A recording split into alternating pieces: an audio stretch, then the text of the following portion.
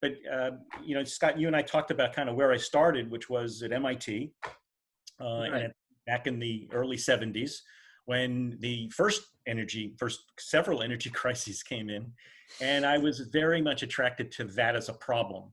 I love the technology aspect of it, and I love the policy aspect of it, and so just really focused my work at MIT and my degrees at MIT in that.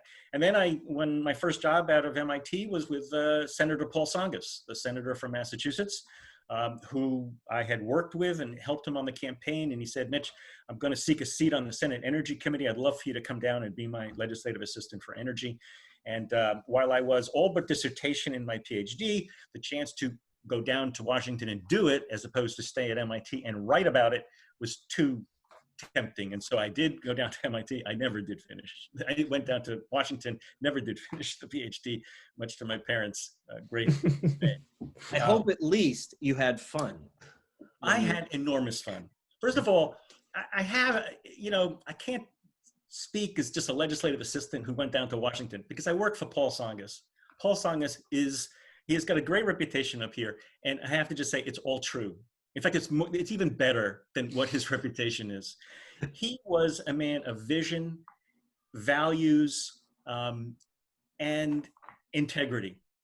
And it was 6 years I worked for him, and it was such a pleasure to work with him and understand how he wanted to approach things, and give him kind of the facts and the technology and the policy development that would help pursue a future that he described.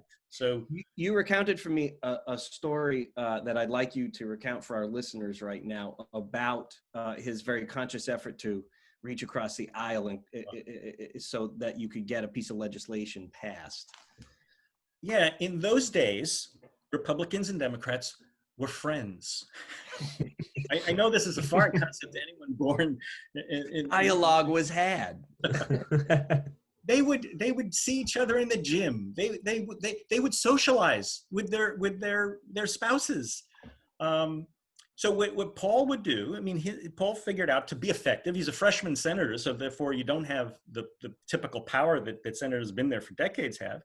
And so when we would develop a piece of legislation, Paul would say, Mitch, I want you to go find the most conservative Republican you can get to co-sponsor the bill with us. Now, sometimes I couldn't get the far right, person to do it, but oftentimes I could find someone on the Republican side to work with us. So one of the bills that we worked on back then was the Chrysler bailout legislation. Chrysler was a company that was in trouble, but it was certainly a major corporation. And the issue was, how could we figure out a way to save them but not bail them out? And so it was a way of trying to figure out, is there a way for the government to play a role, but also to make sure all of the constituents also put in and shared in that. And so Paul was the junior Democrat on the the Senate Banking Committee, and Senator Lugar was the junior senator on the Republican side. And so it was the chairman of the committee said, I have my two wingmen here. And so we and us and Tsongas' staff and Lugar's staff, we got together and pounded out a bill together and brought it to the committee. And it was the bill that ended up, essentially that bill ended up passing the Senate and then working with the House, and we were able to do it, and Chrysler did survive.